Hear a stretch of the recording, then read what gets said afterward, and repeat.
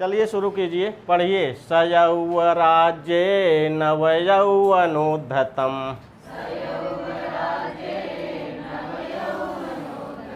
निधाय दुःशासनमिद्धशासनः मखेष्वखिन्नोऽनुमतः पुरोधसा धिनोति हव्येन हिरण्यरेतसम्। यहाँ देखिए लिखा है हिरण्यरेतसम। हिरण्यरेतस किसे कहा गया है? अग्नि को। तो हिरण्यरेतस पद से किसका बोध होगा? अग्नि का। लिखा है हिरण्यरेतसम, अग्नि देवता को हव्येन, हव्य के द्वारा धिनोति, प्रसन्न करता है। पूरा वाक्य बन गया आपका। अग्नि देवता को हव्य के द्वारा धिनोति, प्रसन्न करता है ना। लट लकार प्रथम पुरुष एक वचन का है। तो हिरण्य रेतसम, अग्नि देवता को हव्येन, हव्य के द्वारा धिनोति, प्रसन्न करता है। यहाँ हव्येन में तृतीय विभक्ति हुई है।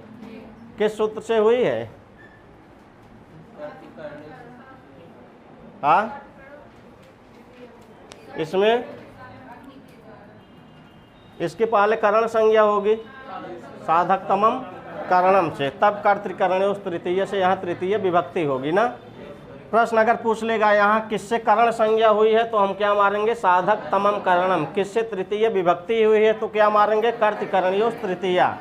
तो लिखा है हिरण्य रेतसम, अग्नि देवता को, द्वितीय विभक्ति एक वचन, अग्नि देवता को हव्येन, हव्य के द्वारा धिनोति, प्रसन्न करता है। कौन प्रसन्न करता है? सह दुर्योधन है ना। वह दुर्योधन अग्नि देवता को हव्य के द्वारा प्रसन्न करता है। बन गया ना। इसके पहले और क्या करता है? यहाँ लिखा है पुरोधसा, यहाँ लिखा है अनुमतः, यहाँ लिखा है अखिन्नः, यहाँ लिखा मखेषु। यहाँ संधि हुई है, मखेष्वखिन्नो, यहाँ संधि। फिर यहाँ क्या लिखा है? अनुमता, यहाँ लिखा है पुरोधसा। पुरोधसा मतलब क्या है? पुरोहित। तो लिखा है पुरोधसा अनुमता है, पुरोहितों से अनुमति लेकर के। और लिखा अखिन्ना, अखिन्ना मतलब, यहाँ इसका अखिन्ना का अर्थ लेंगे आलस्य। खिन्ना मतलब खिन्न, आलस। अखिन्ना मतलब आलस्य रहित ना। लिखा है पुरोधसा, पुरोहितों से अनुमति लेकर के, अखिन्न आलस्य रहित वह दुर्योधन मखेषु यज्ञों में न हिरण्य रेतसम, अग्नि देवता को हव्येन, हव्य के द्वारा धिनोति, प्रसन्न करता है। दो लाइन का अर्थ बन गया। पुरोधसा अनुमता, पुरोहितों से अनुमति लेकर के, अखिन्न आलस्य रहित होकर के, मखेषु यज्ञ में, हिरण्य रेतसम, अग्नि देवता को हव्येन, हव्य के द्वारा धिनोति, प्रसन्न करता है। कौन करता है? सह, सह वह दुर्योधन पुरोहितों से अनुमति लेकर के, आलस्य रहित होकर के यज्ञ में अग्नि देवता को हव्य के द्वारा प्रसन्न करता है। बन गया अर्थ ना। पढ़िए। मखेष्वखिन्नोऽनुमतः पुरोधसा धिनोति हव्येन हिरण्यरेतसम् सयौवराज्ये नवयौवनोद्धतम् निधाय दुःशासनमिद्धशासनः। यहाँ देखिए लिखा है यौवराज्ये नव यौवन उद्धतम न निधाय दुःशासनम इद्ध शासन। शब्द टूट गया सबसे, एक एक शब्द टूटेगा, अर्थ अच्छे से समझ में आएगा। लिखा है यहाँ इद्ध शासन। इद्ध शासन प्रथमा विभक्ति एक वचन का है, सह भी प्रथमा विभक्ति एक वचन का है। इद्ध शासन सह बन जाएगा। इद्ध शासन मतलब क्या होता है? आज्ञा। और इद्ध यहाँ लिखा है, यहाँ से निकलेगा ई, यहाँ है धा। तो इद्ध मतलब होता है जिसका उल्लंघन नहीं किया जाए ना। तो मतलब जिसके शासन का उल्लंघन नहीं किया जाए, ऐसा वह दुर्योधन जो अनुल्लंघनीय शासन वाला है ऐसा वह दुर्योधन। बन गया ना।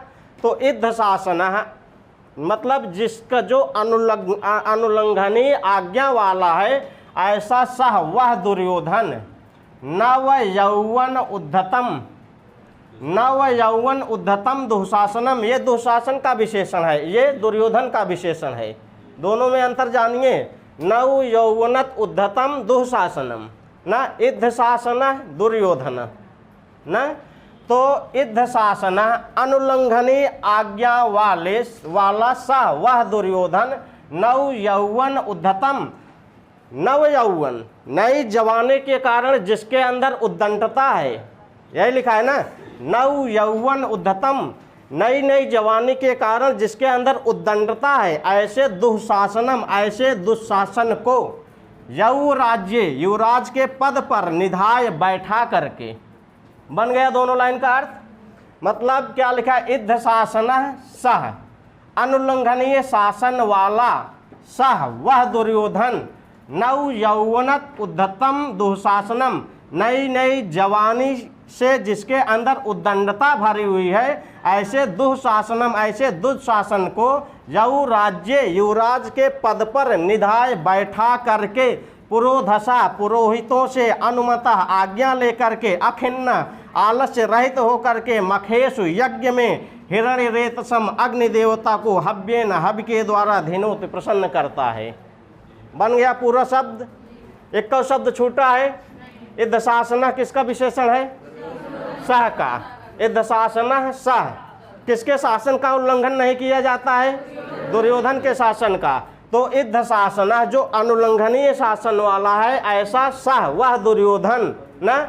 नव यौवन उद्धतम, जिसके अंदर नई नई जवानी के कारण उद्दंडता है, ऐसे दुःशासन, ऐसे दुशासन को क्या यौ राज्य, युवराज के पद पर निधाय बैठा करके पुरोधसा अनुमता, पुरोहितों से अनुमति लेकर के अखिन्न आलस्य रहित होकर के मखेशु यज्ञों में क्या हिरण्य रेतसम अग्नि देवता को हव्येन हवि के द्वारा धिनोत प्रसन्न करता है।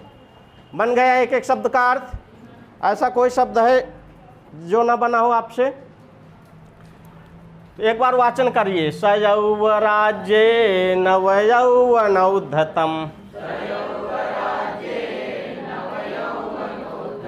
निधाय दुःशासनमिद्ध शासनः, मखेष्वखिन्नोऽनुमतः पुरोधसा, धिनोति हव्येन हिरण्यरेतसम। यहाँ नव यौवन उद्धतम में कौन सी विभक्ति है? द्वितीय विभक्ति एक वचन। यहाँ दुःशासनम में कौन सी विभक्ति है? यहाँ द्वितीय विभक्ति एक वचन। इद्ध शासन में प्रथमा विभक्ति एक वचन, सह में प्रथमा एक वचन, यौ राज्य मत में सप्तमी विभक्ति एक वचन न। यौ युवराज के पद पर निधाय, इसमें इसका प्रकृत प्रत्यय क्या होगा? निधा ल्यप न। दुःशासनम से किसका बोध हो रहा है? दुःशासन का। यहाँ हव्येन में कौन सी विभक्ति है? तृतीय विभक्ति। किस सूत्र से है? साधक तरम करणम से करण संज्ञा इसकी हुई है। कर्तिकरण तृतीय से तृतीय विभक्ति हुई। हिरण्य रेतस पद यहाँ किसके लिए आया है? अग्नि के लिए। अग्नि देवता को यज्ञ में कौन प्रसन्न कर रहा है? दुर्योधन कर रहा है। कैसे कर रहा है? हव्येन, हव्य के द्वारा ना। अग्नि देवता को हव्य के द्वारा क्या कर रहा है? प्रसन्न कर रहा है। कहाँ कर रहा है? मखेशु यज्ञों में अग्नि देवता को हव्य के द्वारा प्रसन्न कर रहा है। कौन कर रहा है? सा दुर्योधन, वह दुर्योधन ना। चलिए एक इसकी टीका टिप्पणी थोड़ा सा देख लीजिए, आगे बढ़ें। अर्थ सबको समझ में आ गया ना? किसी से पूछ लिया जाए का कोई श्लोक पीछे वाला, सबको समझ में आ जाता है। पूछने के बाद पता चल जाएगा। शनिवार को पुछाई यहाँ होगी, शनिवार को केवल पुछाई। जो पढ़ के आएगा ठीक है, नहीं तो ये भी यूट्यूब वो पढ़ेगा। वीडियो उधर घुमाया जाएगा सीधे सीधे और यूट्यूब पे जाएगा वो। अगर इससे बचना है तैयार करके आइए। अगर बता रहे हैं तो वहाँ आपकी इज्जत बनेगी, नहीं बता रहे हैं तो आपकी तो जाएगी ही जाएगी, इधर भी जाएगी। तो इसलिए तैयार करके आइए, वीडियो कभी भी घूम सकता है ये। चलिए यहाँ देखिए क्या लिखा है, विभक्ति तो हो ही गई ना। समास यहाँ लिखा है इद्धशासन में कौन सा समास है? बहुव्रीहि। इसका वो क्या है? विग्रह इद्धम शासन यश सह। इसका अर्थ क्या है? अनुल्लंघनी आदेश वाला। अनुल्लंघनी आदेश वाला कौन है? सुयोधन। इसके बाद आगे लिखा है आपका नव यौवन उद्धतम। इसमें कौन सा समास है? पूरे पद में नव यौवन उद्धतम, पूरे पद में तृतीय तत्पुरुष समास है। अखिन्नः में कौन सा समास है? न खिन्नः इति अखिन्नः। हिरण्यरेतसम में कौन सा समास है? इतना समास पूछा जाएगा बस, बाकी कुछ नहीं। प्रत्यय यहाँ इद्धा में कौन सा प्रत्यय लगा है? धातु कौन सी है? इंद। यहाँ यौवनम में कौन सा प्रत्यय लगा है? ये पूछा जाने लायक है। बाकी यौ राज्यम में कौन सा प्रत्यय है? स्वयं प्रत्यय है, ये पूछा जाएगा। निधाय में कौन सा है? दुशासन में आपका उपसर्ग पूछा जाएगा। दो धातु कौन सी है? सास धातु। प्रत्यय क्या है? युच है। इसके बाद अनुमता में कौन सा प्रत्यय है? ता प्रत्यय है। धातु कौन सी है? हव्येन में कौन सा प्रत्यय है? यत प्रत्यय। धातु कौन सी है? हु धातु से यत प्रत्यय। फिर क्या लगा है? स्त्रीत्व की विवक्षा में, यहाँ स्त्रीत्व की विवक्षा नहीं वो लगाया, तृतीय विभक्ति एक वचन की विवक्षा में वहाँ टाभ्याम भीष वाला टा लगा है। इसके बाद आपका धिनोत, ये कहाँ का रूप है? इसमें धातु कौन सी है? धिन्व धातु है। लट लकार प्रथम पुरुष एक वचन में क्या बनेगा? धिनोति। इसके बाद बाकी कुछ नहीं। कारक जो पूछा जाएगा यहीं से पूछा जा सकता है, बाकी कहीं से नहीं। बाकी सब में विभक्ति बता ही दिया गया है ना। यहाँ पुरोधसा में कौन सी विभक्ति है? तृतीय विभक्ति। अनुमता में कौन सी विभक्ति है? प्रथमा एक वचन है। हव्यन में तृतीय विभक्ति एक वचन है। किस सूत्र से है? करण संज्ञा इसकी किस सूत्र से हो गई? इसमें लकार बता दिया गया। लट लकार प्रथम पुरुष एक वचन है। धिनो धातु है। लट लकार प्रथम पुरुष एक वचन। निधाय में इन्हीं उपसर्ग पूर्वक धा धातु से एक्त्वा की जगह ल्यप आदेश हुआ है, निधाय बना है। सापद से यहाँ किसका बोध हो रहा है? दुर्योधन का। यहाँ सापद कहाँ का रूप है? इसका मूल प्रातिपदिक क्या है? बस इतना ही बनेगा प्रश्न, इससे ज़्यादा कुछ नहीं बनेगा। क्या दुशासन में समास? वहाँ देखिए क्या लिखा है, वहाँ तो कुछ लिखा ही नहीं। दुखेन शास्यते दुशासन, दुखेन शासनम। वहाँ तृतीय तत्पुरुष होना चाहिए इनके विग्रह के अनुसार। हाँ, दुखेन शास्यते इति दुशासन। इसमें भी वैसे तो तान खींच के बहुव्रीहि जाएगा, लेकिन अब क्या होगा उसको क्लियर वहाँ देख लिया जाएगा।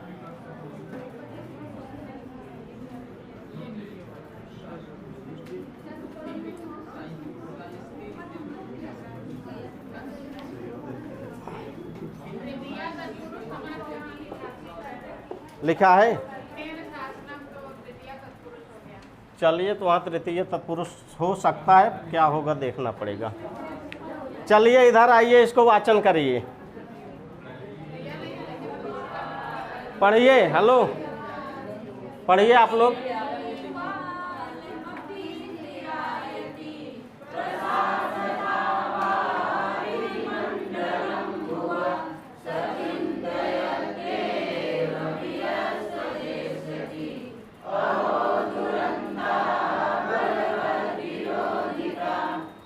पढ़िए। सचिन्तयत्येवभियस्त्वदेष्यति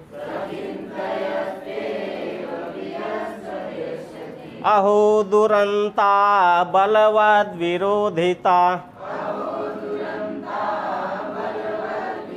यहाँ देखिए लिखा है बलवद विरोधिता ना। बलवानों से किया गया विरोध भी क्या होता है? दुरंता, दुखद अंत वाला होता है ना। यहाँ ये है आपका दुर, नया लगेगा हलंत, दुर प्लस अंता ना।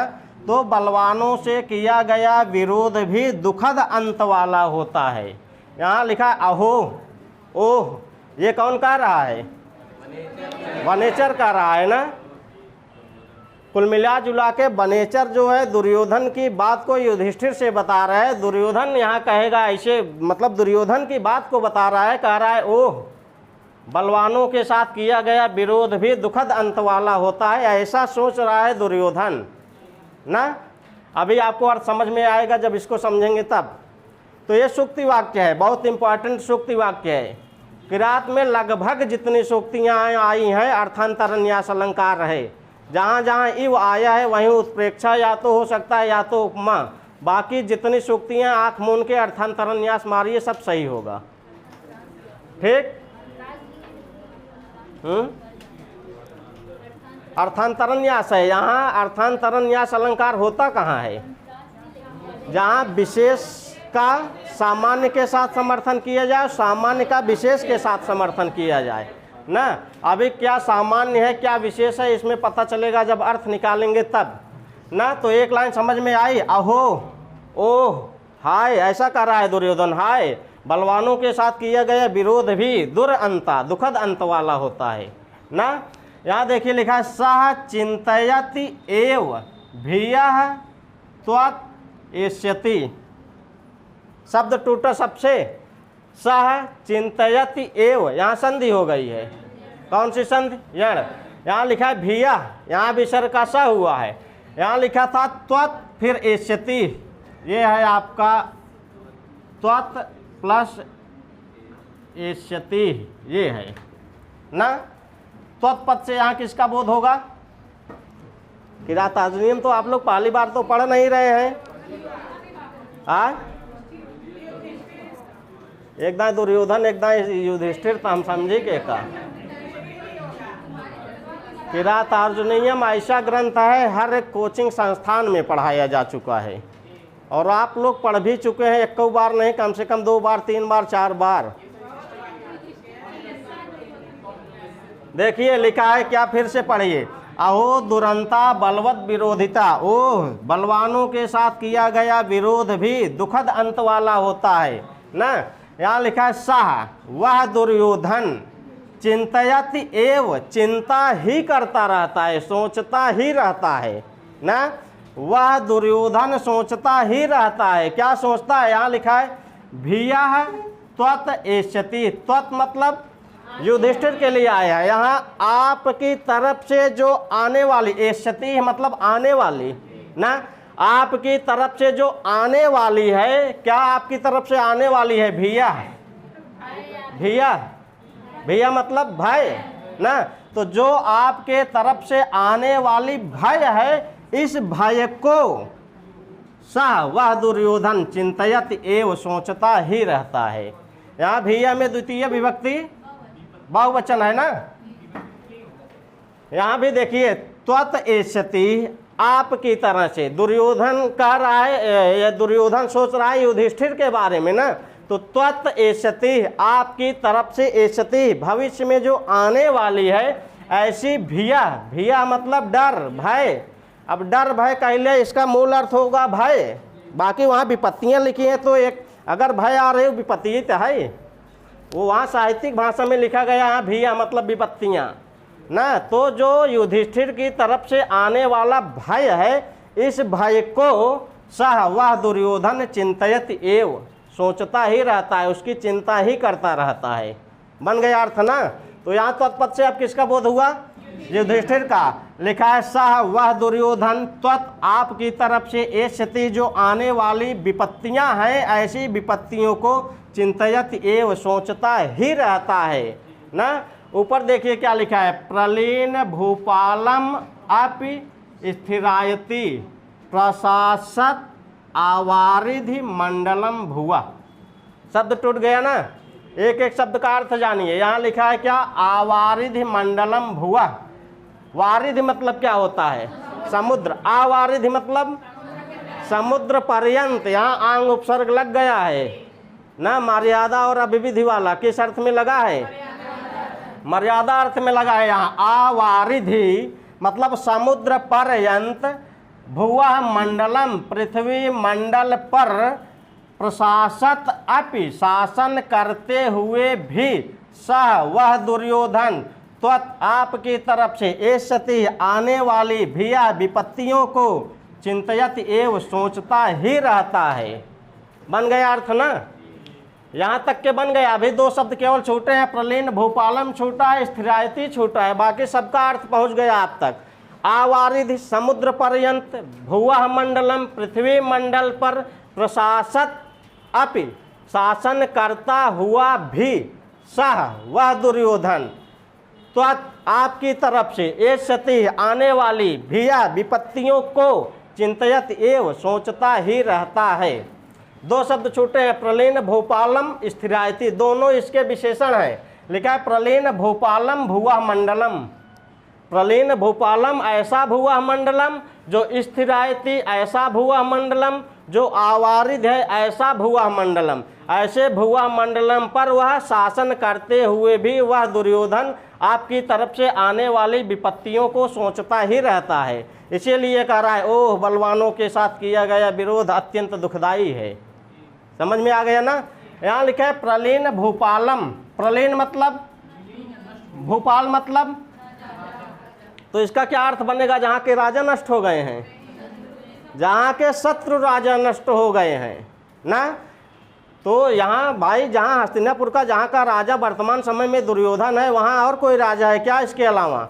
और पहली बात, वहाँ और कोई राजा नहीं इसके अलावा। और दूसरी बात यह है कि वहाँ कोई शत्रु राजा भी नहीं है इसका, ये सबको जीत चुका है। नयन नीति के मार्ग से अब जीत रहा है ना। पहले भले छल से जीता है, लेकिन अब तो ये अंदर भले इसका छल हो, लेकिन बाहर तो ये नीति के मार्ग से अब सबको जीत रहा है ना। तो जहाँ जहाँ का भुवः मंडल जो है क्या, शत्रुओं के राजा से रहित हो गई है, जहाँ के राजा शत्रु राजा नष्ट हो गए, प्रलीन मतलब लीन हो गए हैं, नष्ट हो गए हैं, विनष्ट हो गए हैं शत्रु राजा जहाँ के, ऐसे भुवः मंडलम, ऐसे पृथ्वी मंडल पर, प्रशासत अपि शासन करता हुआ भी वह दुर्योधन। बन गया। और यहाँ लिखा है क्या, स्थिर आयति, यहाँ दो शब्द है, स्थिर आयति, आयति मतलब आने वाला है ना।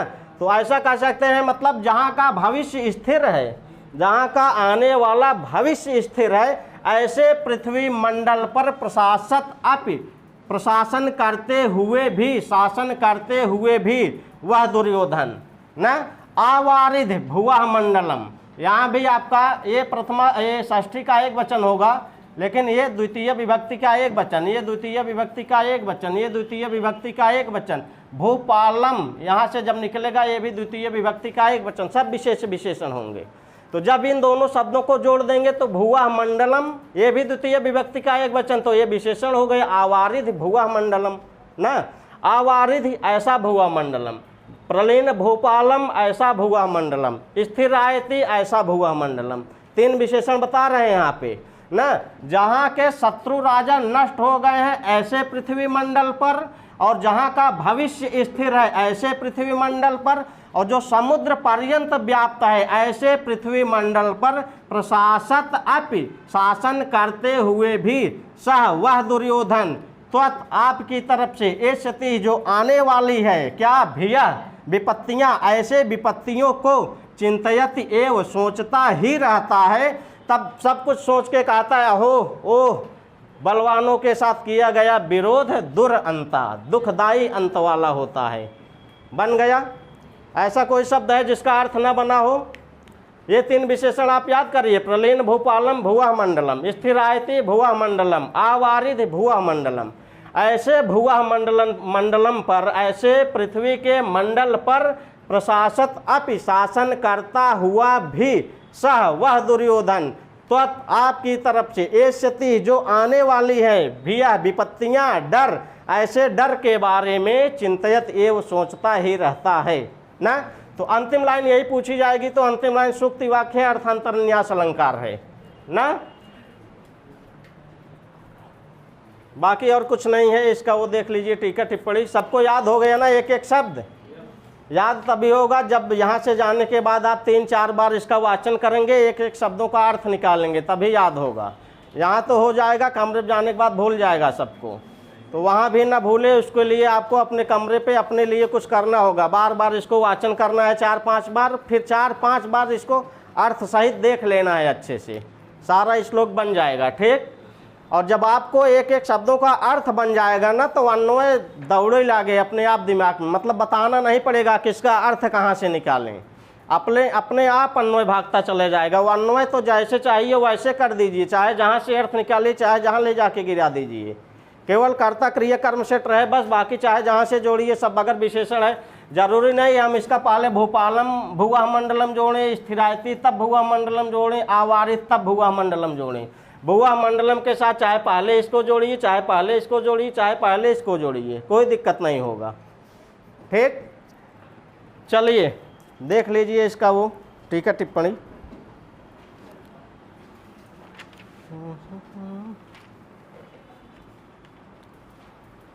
समास देख लीजिए, प्रलीन भूपालम बहुब्रीहि समास है, खूब पूछा जाता है। प्रलीन भूपालम ना लिखा है, प्रलीना भूपाला यस्मिन तत् प्रलीन भूपालम, कौन सा समास है? बहुब्रीहि समास। स्थिरायति स्थिरा आयति यस्य तत् ना बहुब्रीहि समास। आवारिध में पूछा जाएगा, यहाँ जो आंग उपसर्ग लगा है यह किस अर्थ में है? मर्यादा अर्थ में है ना। उसके बाद आपका लिखा है त्वत् एष्यति, इसमें कौन सा समास होगा? सुप सुपा समास। बलवद विरोधिता है, इसमें कौन सा समास है? इसको दुरंता, जो दुखद अंत वाली है ना, बहुव्रीहि समास। दुष्टः अंतः यस्याः सा यहाँ लिखा है, कहाँ तृतीय तत्पुरुष लिखा है? दुरंता में है, यहाँ लिखा है दुष्टः अंतः यस्याः सा। बलवत विरोधिता में तृतीय तत्पुरुष कहाँ लिखा है? बलवता विरोधिता इत बलवत विरोधिता सुपसुपा समास लिखा है हमारे किताब में। किस राइटर की है किताब आपकी? किसमें? अवरियाज राजेंद्र मिश्र की है।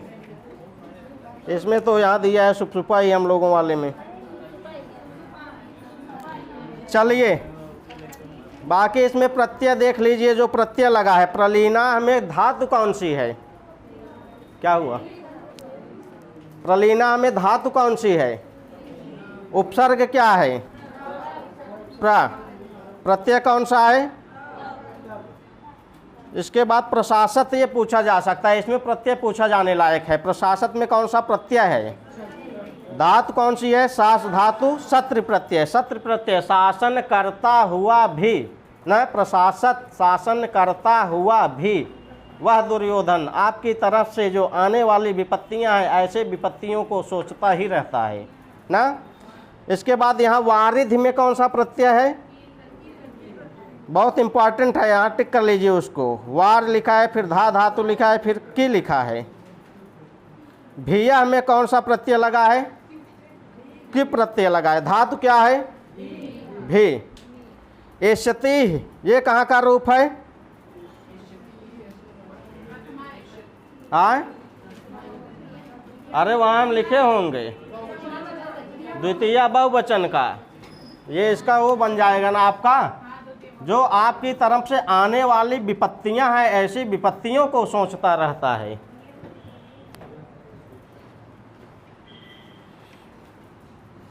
आगे कुछ नहीं, विरोधिता में प्रत्यय पूछा जाएगा। विरोधिता, विरोधी धन तल धन टाप, इसका आपका ऐसे बनेगा मूल रूप से, ये बनेगा आपका विरोधी न, तब लगेगा आपका तल न, तब लगेगा आपका टाप, तब ये बनेगा आपका विरोधिता, फिर टाप का आ जाएगा, तब बनेगा विरोधिता ना। चलिए हो गया ये श्लोक पूरा कंफर्म सबको। चलिए अगला श्लोक देखिए। टीका टिप्पणी आप लोग ना कम से कम 5 से 7 बार पढ़िए उसको बार बार, नहीं तो भूल जाएगा यहाँ जो पढ़ रहे हैं, भूलने ना पाए इसके लिए 7, 8, 10 बार पढ़ डालिए, अभी बहुत टाइम है एग्जाम में। एग्जाम कब होगा अब ये तो हम खुद ही नहीं जानते हैं, क्योंकि जहाँ आप हैं वहीं हम हैं। अगला श्लोक कौन सा है? बहुत इंपॉर्टेंट श्लोक आने वाला है, वाचन करते रहिए तब तक।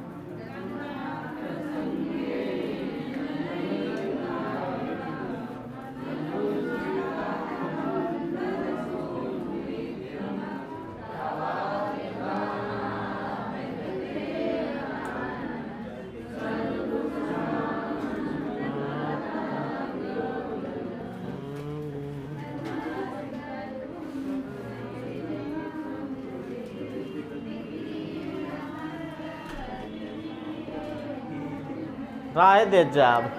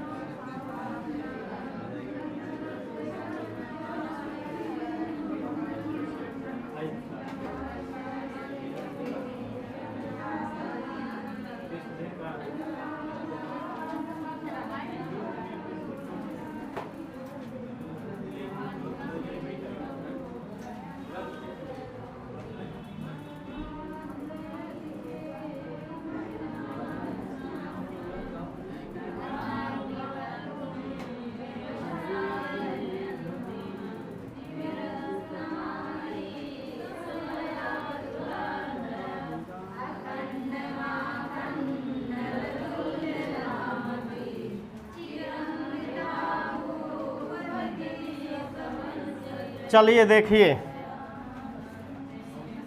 वाचन नाय के प्याव तात गया का करबा,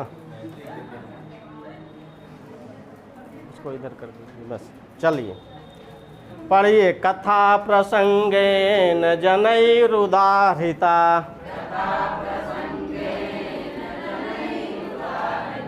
धनुस्मृता खंडल सूनु विक्रमः तवाभिधानाद् व्यथते न ताननः सदुः सहान मंत्र पदादिवोरगः। दो अर्थ निकलेगा इस श्लोक में। अभी तक तो आपको एक कई अर्थ समझने में कठिनाई हो रही थी, यहाँ दो अर्थ निकलेगा, कैसे समझेंगे? एक तो यहाँ लिखा है उर्गह। उर्गह मतलब होता क्या है? सर्प। एक तो सर्प के विषय में अर्थ निकलेगा, और एक तो लिखा है सह, एक तो दुर्योधन के विषय में अर्थ निकलेगा। समझ में आई अब ना? पहले इसके बारे में समझा दें कि पहले इसके बारे में समझा दें? तब इतना समझ पाऊंगा। पहले आप जिसके बारे में जानते हैं उसको समझ लीजिए, तब उसको समझ पाएंगे ना। देखिए लिखा है कथा प्रसंगेन जनैः उदाहृतात। यहाँ चला जाएगा तो इसको हम यहाँ कर देंगे ऐसे, और फिर यहाँ हम कर सकते हैं आपका क्या ना, अनुस्मृत आखंडल सूनु विक्रमः तव अभिधानात् व्यथते नत आननः न सदुः सहान मंत्र पदात् इव उर्गः। बन गया, शब्द टूट गया सबसे ना। कथा प्रसंगेन जनैः उदाहृतात अनुस्मृत आखंडल सूनु, यहाँ वो है क्या विसर्ग देख लीजिए, विक्रमः आखंडल सूनु विक्रमः तव अभिधानात् व्यथते नत आननः सदुः सहान मंत्र पदात् इव उर्गः। टूट गया सब। देखिए यहाँ के क्या लिखा है? सह। सह दुर्योधन, वह दुर्योधन, आनन, आनन मतलब मुख, अपने मुख को नत नीचे करके, व्यथते, पूरा वाक्य खत्म हो गया। सह दुर्योधन, वह दुर्योधन, दुर्योधन क्या, आनन अपने मुख को नत झुका करके, व्यथते व्यथित हो जाता है। पूरा समाप्त हो गया, श्लोक इसी पे है। वह दुर्योधन अपने मुख को झुका करके व्यथित हो जाता है, वह दुर्योधन नतानन होकर के व्यथित हो जाता है। यही पूरा श्लोक है। क्यों व्यथित हो रहा है, कैसे हो रहा है, यही बताया गया है इसमें। बस 2 बार वह व्यथित होगा। कहाँ कहाँ 2 बार होगा, तो आपको दोनों जगह ध्यान देना है। तो यहाँ लिखा है, एक तो यहाँ तव अभिधानात, ना आपके अभिधान से, आपके नाम से, तव पद से किसका बोध होगा, युधिष्ठिर का। लिख लीजिए वहाँ, तव अभिधानात, आपके नाम से, सह वह दुर्योधन अपने मुख को नत झुका करके, व्यथते व्यथित हो जाता है ना।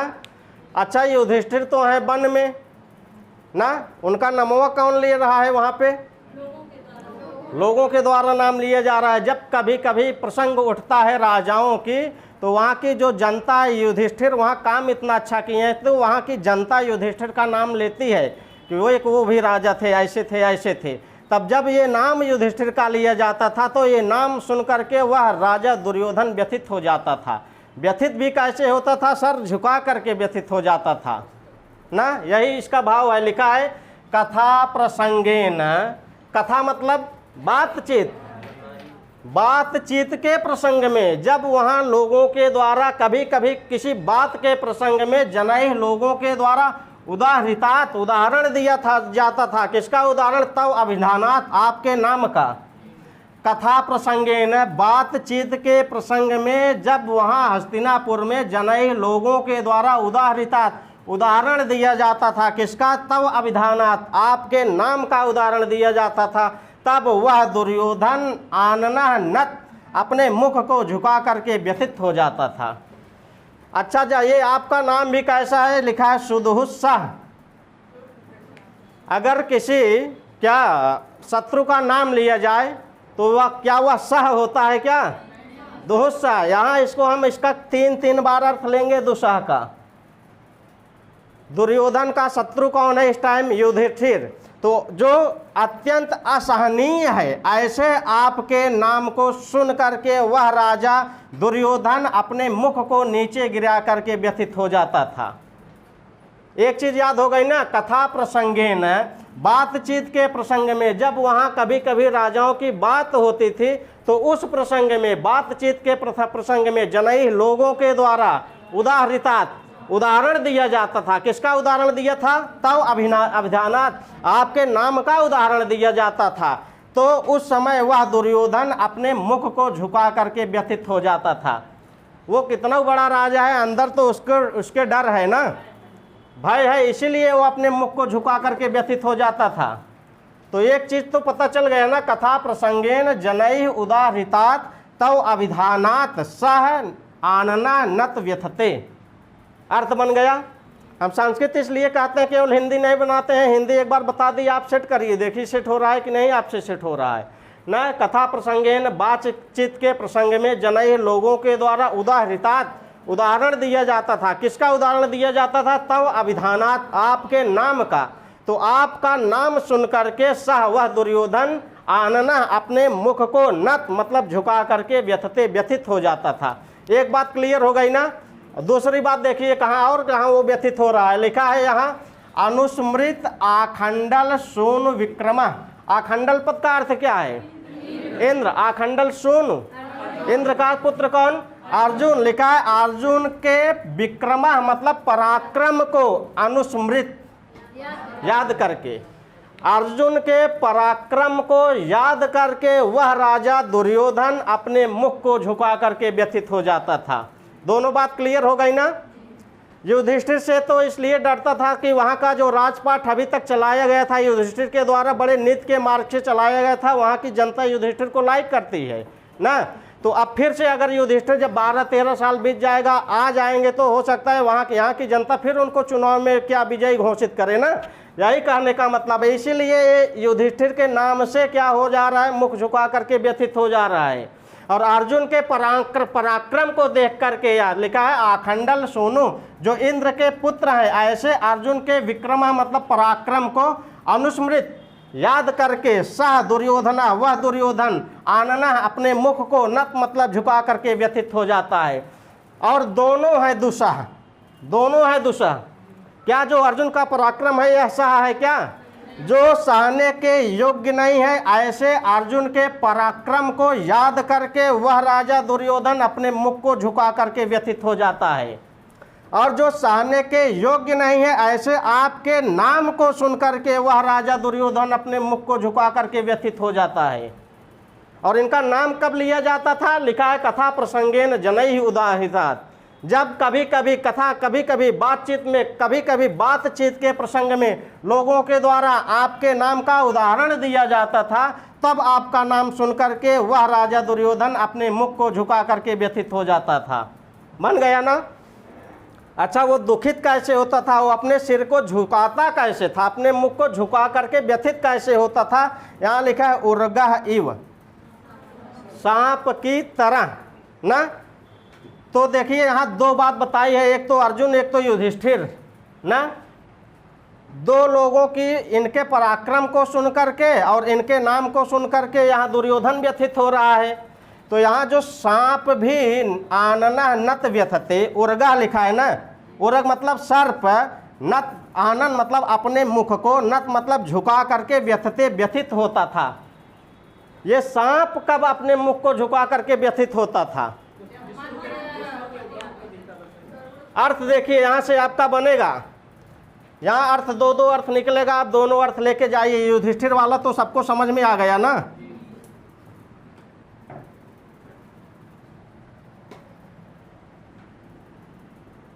जो मिट गया है इसको ध्यान दे दीजिए।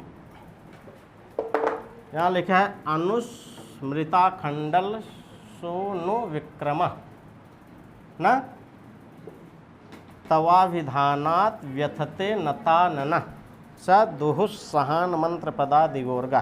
देखिए यहाँ लिखा है क्या, दुहुस्सहान मंत्र पदात् इव उर्गा ना, जो अत्यंत कठिनाई से सहने योग्य है, ऐसे मंत्र के पदों को सुन करके क्या उर्गा, जैसे सांप अपने मुख को झुका करके व्यथित हो जाता है, उसी तरह यह दुर्योधन भी जो अत्यंत कठिनाई से सहने योग्य है, ऐसे अर्जुन के पराक्रम को याद करके व्यथित हो जाता था और युधिष्ठिर का नाम सुन करके व्यथित हो जाता था।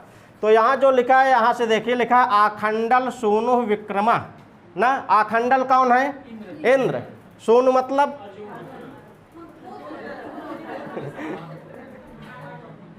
हम तो एक अर्थ लिए थे वहाँ इंद्र का पुत्र, यहाँ सोनु का अर्थ लेंगे छोटा भाई, जो इंद्र के छोटे भाई कभी हुआ करते थे वामन अवतार में। कौन हो जाएगा, विष्णु ना। तो जो इंद्र के छोटे भाई हैं विष्णु, ऐसे विष्णु के यहाँ क्या लिखा है वि, यहाँ लिखा है क्रम। दो बार अर्थ लेंगे, श्लेष अलंकार निकल रहा है सीधे सीधे। वि मतलब होता है विहग, विहग मतलब होता है पक्षी, पक्षी। यहाँ विष्णु के पक्षी का नाम क्या है, गरुड़ ना। और क्रम लिखा है, क्रम मतलब पदक्रम, पदक्रम पद विन्यास झपट्टा। जैसे छोटे छोटे सांप हैं, छोटे छोटे सांपों पर गरुड़ झपट्टा मारता है ना, वही यहाँ कहने का मतलब है। तो विष्णु का जो पक्षी है, वि मतलब विहग पक्षी, जो विष्णु का पक्षी गरुड़ है, ऐसे गरुड़ के क्रम पदक्रम से, झपट्टे से ये छोटे छोटे सांप अपने मुख को झुका करके व्यथित हो जाते हैं। और ये विष्णु का जो गरुड़ है, इसका जो पदक्रम है, इसका जो झपट्टा है, यह भी क्या है, सुदुःसहान है, जो अत्यंत कठिनाई से सहने योग्य है। ऐसे विष्णु के गरुड़ के पदक्रम से उर्गा सांप भी अपने मुख को झुका करके व्यथित हो जाता है। बन गया बात ना। अर्जुन वाला हिस्सा समझ में आ गया, अभी दुर्योधन वाला बचा है ना। यहाँ केवल वि का मतलब क्या लेंगे, विहग, विहग मतलब पक्षी, तो यह विष्णु की पक्षी का क्या नाम था, गरुड़। और यहाँ क्रम मतलब पदक्रम, जब गरुड़ सर्पों पर झपट्टा मारता है, यहाँ क्रम का मतलब यही है, झपट्टा मारना। छोटे छोटे सांपों को गरुड़ क्या है, झपट्टा मार के खींच लेता है ना, वही। तो विष्णु के पक्षी गरुड़ के पदक्रम के भय से उर्गा ये सांप जो हैं आनना अपने मुख को नत मतलब झुका करके व्यथित हो जाते हैं। और ये भी क्या है, दुस्साह है, जो अत्यंत कठिनाई से सहने योग्य है। अत्यंत कठिनाई से सहने योग्य क्या है, गरुड़ का जो झपट्टा है, जो गरुड़ अन्य सर्पों पर झपट्टा मारता है, पदक्रम जो उसका पद विन्यास है ना, ये दुस्साह है। और देखिए यहाँ क्या लिखा है, ये तो अर्जुन वाला हिस्सा क्लियर हुआ। अब यहाँ देखिए, यहाँ लिखा है ता, यहाँ लिखा है वह, दो शब्दों का अलग अलग अर्थ होगा। ता पद से यहाँ अर्थ होगा एक तार्क्षनाग होता है, वह पद से एक होता है वासुकी, जो यहाँ वासुकी मंदिर है अपने यहाँ, ये सर्पों का राजा होता है ना। अब इसका अर्थ यहाँ से निकलेगा, यहाँ तक अर्थ लेंगे, कथा प्रसंग, यहाँ से टूटेगा इन, ये है आपका यहाँ संधि हुई है, कथा प्रसंग आधन ई बराबर ए हो गया, गुण संधि ना।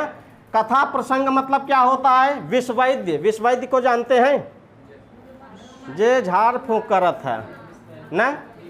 यहाँ इन मतलब होता है श्रेष्ठ ना। तो कथा वैद्यों में मतलब विश्व वैद्यों में जो श्रेष्ठ वैद्य हैं, ऐसे लोगों के द्वारा उदाहृतात उच्चारित किया गया है। क्या लिखा है, तव तव मतलब तार्क्ष, व मतलब वासुकी।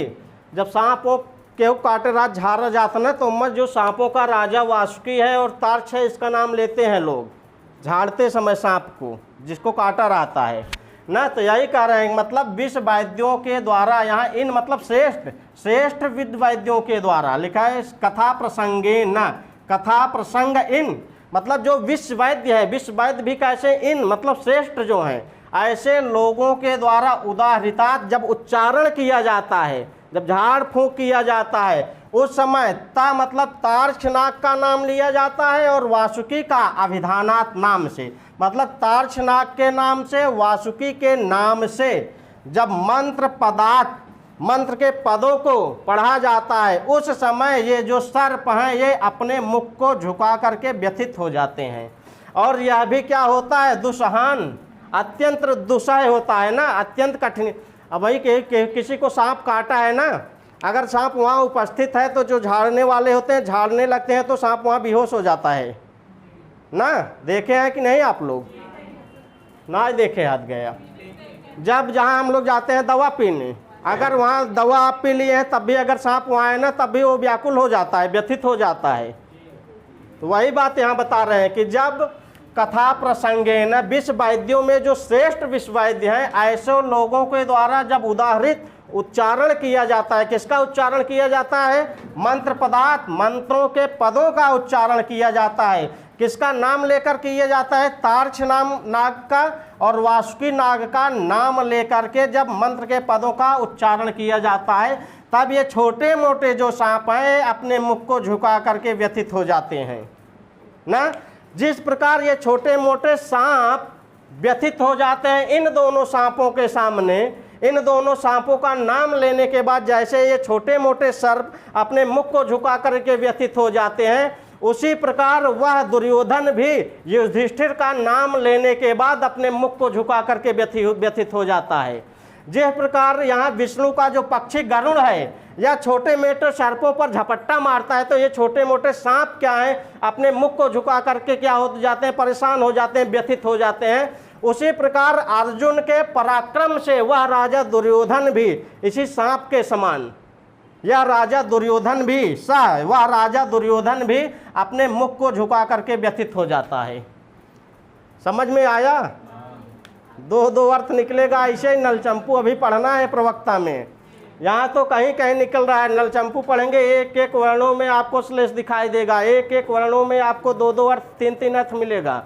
वहाँ समझना है तो पहले इसको अच्छे से समझ लिए, फिर नलचंपू पढ़िए। ठीक, यहाँ अलंकार कौन सा होगा? श्लेष। यहाँ तो देखिए तार्क्ष और वासुकी इन दो नागों को कह दिए युधिष्ठिर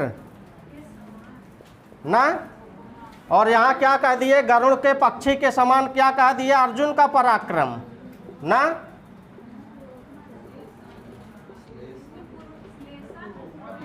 श्लेष उपमा दोनों है। जैसे जो सर्प वाला अर्थ निकलेगा तो वहाँ सर्प का अर्थ क्या होगा, सर्प वाली का। देखिए जब आप श्लेष अलंकार पढ़ेंगे ना तो एक शब्द तो दुर्योधन के लिए आए, एक जो दूसरे के लिए आए, तो यहाँ उरग मतलब सर्प ही होगा, यहाँ से मतलब दुर्योधन ही होगा। जो सर्प के अर्थ में लेंगे तो यहाँ से अर्थ लेंगे, दुर्योधन के संदर्भ में अर्थ लेंगे तो यहाँ से लेंगे, बस वही है। कुछ यहाँ सब पद का दुर्योधन ही का बोध होगा सा से, यहाँ उरग का सर्प ही का बोध होगा और किसी का नहीं। ठीक, यहाँ श्लेष और उपमा दोनों अलंकार है, आप दोनों वहाँ लिख लीजिए, दोनों को याद करिए। तो यहाँ देखिए इसको आपको समझना है, यहाँ तार्क्ष और वासुकी इन दो नागों से किसकी युधिष्ठिर की उपमा दी गई है ना। जैसे तार्क्ष और वासुकी का नाम सुन करके छोटे मोटे सर्प अपने सर को झुका करके व्यथित हो जाते हैं, वैसे युधिष्ठिर का नाम सुन करके दुर्योधन अपने मुख को झुका करके व्यथित हो जाता है। और यहाँ लिखिए लिखा है क्या, विष्णु के पक्षी गरुड़ के पराक्रम को देख करके। जैसे विष्णु के पक्षी गरुड़ के पराक्रम को देख करके छोटे मोटे सर्प अपने मुख को झुका करके व्यथित हो जाते हैं, उसी तरह इंद्र के पुत्र अर्जुन के पराक्रम को देख करके इसी सर्प के समान वह राजा दुर्योधन भी अपने मुख को झुका करके व्यथित हो जाता है। बन गया ना। अब इससे अच्छा अर्थ नहीं हो सकता है, आप लोग पढ़िए, वहाँ कई बार पढ़िए, अपने आप समझ में आएगा। हटाएं।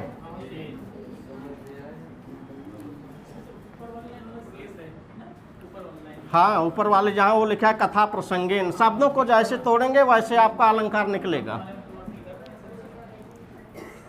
11:15 बज गया, एक श्लोक और कर दें। चलिए इसकी टिप्पणी देख लीजिए। वहाँ कथा प्रसंगेन में कौन सी विभक्ति है, तृतीया एक वचन ना। कथा प्रसंग, इसी में जो है तृतीय विभक्ति एक वचन का रूप चलेगा, क्या बनेगा कथा प्रसंगेन। जनई कहाँ का रूप है, उसके बाद उदाहृतात ये कहाँ का रूप है, यहाँ लिखा है ये दुसहात ये कहाँ का है, नता नना ये बहुत इंपॉर्टेंट है, इसमें संधि उंधी हुई है क्या। हाँ, बाकी नीचे लिखा है व्यथते, व्यथते में कौन सा लकार है, कौन सा पुरुष है, कौन सी धातु है, व्यथ धातु है, लट लकार प्रथम पुरुष एक वचन है, आत्मनेपद है परस्मै पद, आत्मनेपद। इसके बाद इसमें जो प्रत्यय है उसको थोड़ा सा देख लीजिए। प्रत्यय लिखा है प्रसंगा, इसमें धातु पूछी जा सकती है। प्रसंगा में कौन सी धातु है, संज धातु। प्रत्यय क्या है, घय। उदाहृतात में कौन सा प्रत्यय है, उद उपसर्ग पूर्वक आंग से ह्री प्लस त लगा है। विक्रमा में कौन सा प्रत्यय है, अनुस्मृता में धातु कौन सी है, यहाँ लिखा है दुसहात, इसका प्रत्यय पूछे जाने लायक है। उर्गा में कौन सा प्रत्यय लगा है, धातु कौन सी है। बाकी नतम ये पूछा जा, नतम में धातु पूछी जा सकती है, कौन सी धातु है, नम धातु से ता प्रत्यय लगा है। बाकी व्यथते कहाँ का रूप है, बाकी कुछ नहीं है। और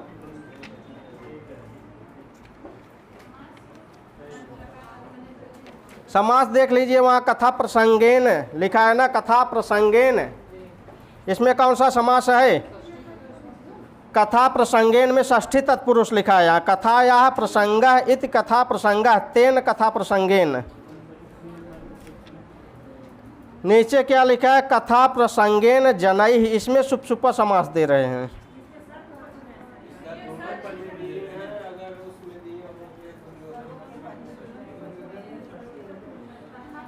आखंडल सोनू, इसमें कौन सा प्रत्यय वो लगा है समास, आखंडल सोनू में कौन सा समास है।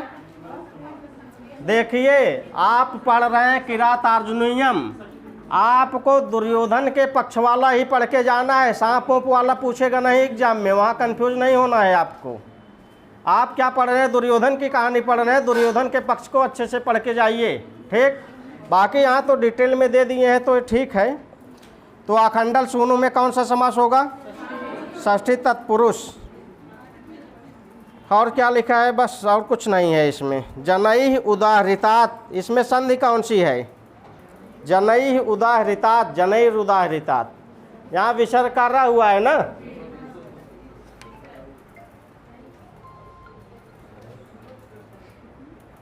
बस इसके बाद कुछ नहीं है। तवाभिधानात् में कौन सी संधि है, तव अभिधानात्, तवाभिधानात् दीर्घ संधि। इवोर्गा में कौन सी संधि है, एव धन उर्गा, आ धन उ बराबर ओ हो गया। बस बाकी कुछ नहीं है। इतना पढ़ के आइए, कल जो है बनीचर का कथन समाप्त हो जाएगा, बनीचर का भी समाप्त हो जाएगा। उसके आगे जहाँ से द्रौपदी बोलना शुरू करेंगी वहाँ तक लेके चलेंगे ना। द्रौपदी को परसों बुलवा देंगे यहाँ। चलिए इसको बंद करिए आज।